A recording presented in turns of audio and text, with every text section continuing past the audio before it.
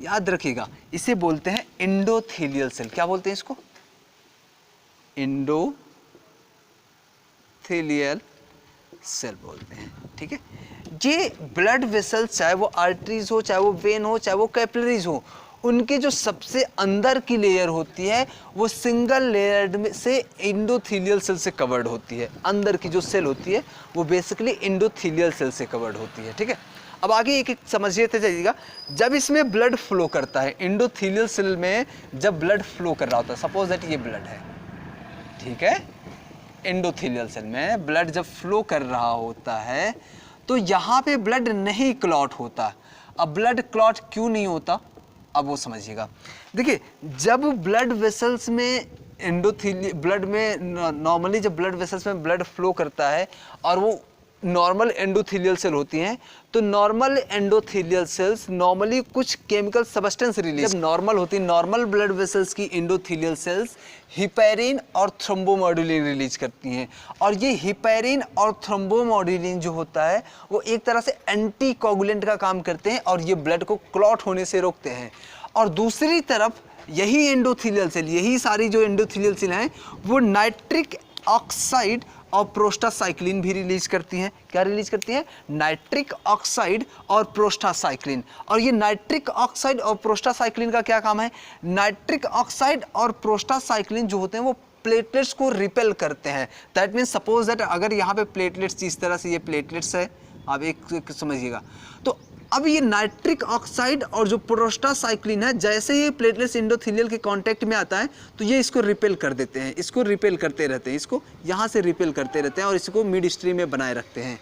कौन? Nitric oxide और prostacyclin. That means ये प्लेटलेट्स को एग्रीगेट होने से या एडहियन होने से रोकते हैं। एडहियन और एग्रीगेशन में अंतर होता है।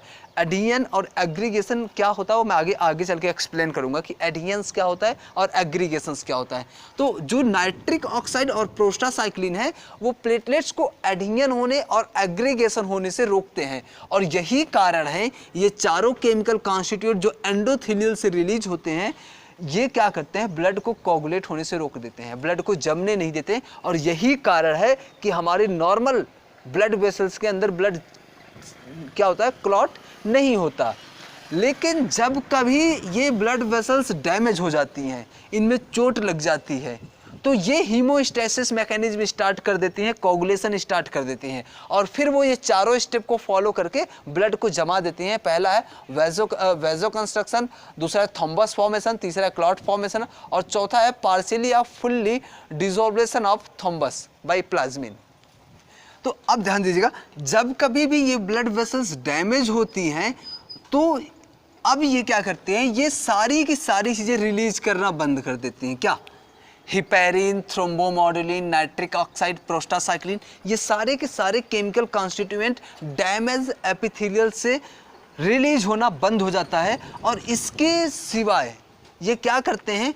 इनका रिलीज होना बंद कर देते हैं, इनका प्रोडक्शन बंद करके ये कुछ और केमिकल कॉन्स्टिट्यूएंट रिलीज करने लगते हैं, जैसे वॉन विल्बरब्रैंड फैक्टर्स, वॉन विल्बरब्रैंड फैक्टर और tissue thromboplastin, tissue thromboplastin, tissue thromboplastin.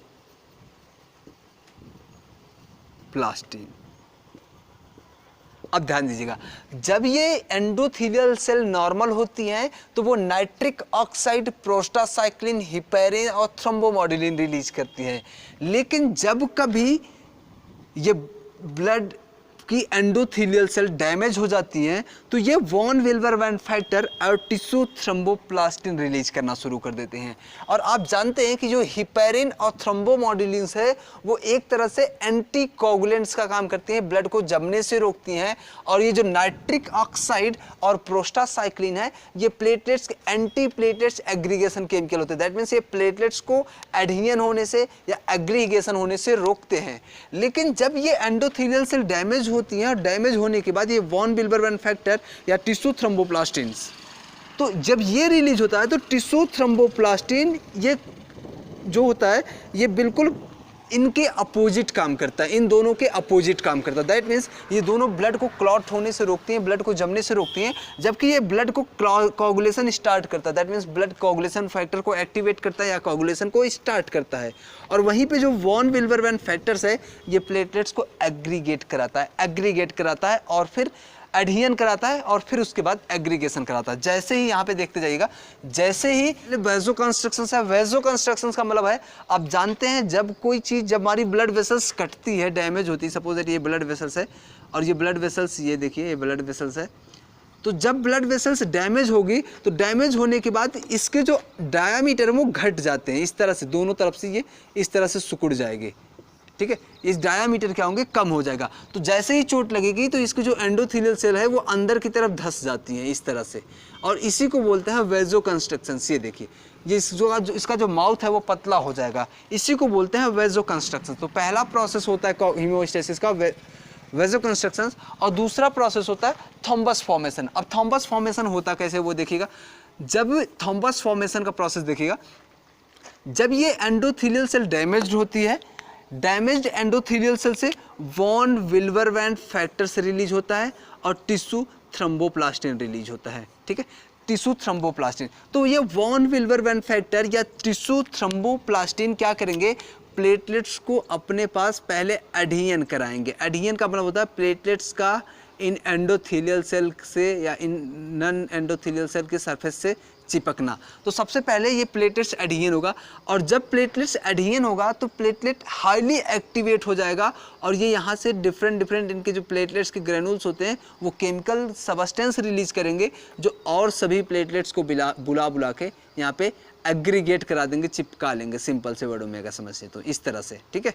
अब क्या होगा, यहाँ पे ढेर सारे प्लेटलेट्स आपस में आके लग गए, आपके आपस में चिपक गए, एग्रीगेट हो गए, तो ये क्या होगा, ये टेम्प्रोरी प्लग बन जाएगा, प्लेटलेट्स का टेम्प्रोरी प्लग बन जाएगा, ठीक है। टेम्प्रोरी प्लग बनना ही कहलाता है थॉम्बस फॉर्मेशन।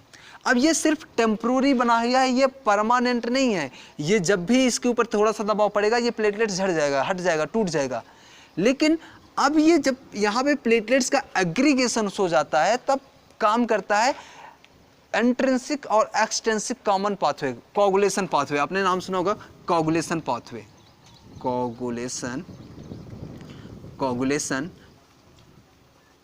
पाथवे। अब यहाँ पे ये कोगुलेशन पाथवे का काम आता है, पाथवे, ठीक है, कोगुलेशन पाथवे। अब जितने भी कोगुलेशन फैक्टर हैं, आपको पता होगा टोटल 13 कोगुलेशन फैक्टर होते हैं। अगर हम काउंटिंग करेंगे 12 होगा, क्योंकि 6 नंबर का कोगुलेशन फैक्टर कोई कोगुलेशन फैक्टर नहीं होता। कोगुलेशन फैक्टर नंबर 1 होते हैं, coagulation factor number 2, coagulation factor number 3, coagulation factor number 4, coagulation factor number 5, coagulation factor number 7, coagulation factor number 8, coagulation factor number 9, coagulation factor number 10, coagulation factor number 11, coagulation factor number 12, coagulation factor number 13। ये 13 coagulation factor हैं। मैं इनका नाम भी आपको बता सकता हूँ, अभी नाम मैं आपको आगे चल के बता दूंगा इसी लेक्चर में, ठीक है। तो ये कोगुलेशन फैक्टर्स हैं, ठीक है। ये टोटल 13 कोगुलेशन फैक्टर्स होते हैं। अगर आप इनका नाम के आधार पे देखें और काउंटिंग के आधार पे देखेंगे तो सिर्फ 12 होते हैं। तो ये जो कोगुलेशन फैक्टर हैं, या अब यहाँ पे कोगुलेशन फैक्टर का काम करेंगे, कोगुलेशन फैक्टर काम करेंगे। कोगुलेशन फैक्टर कैसे काम करेंगे वो देखिएगा कोगुलेशन पाथवे में। अब देख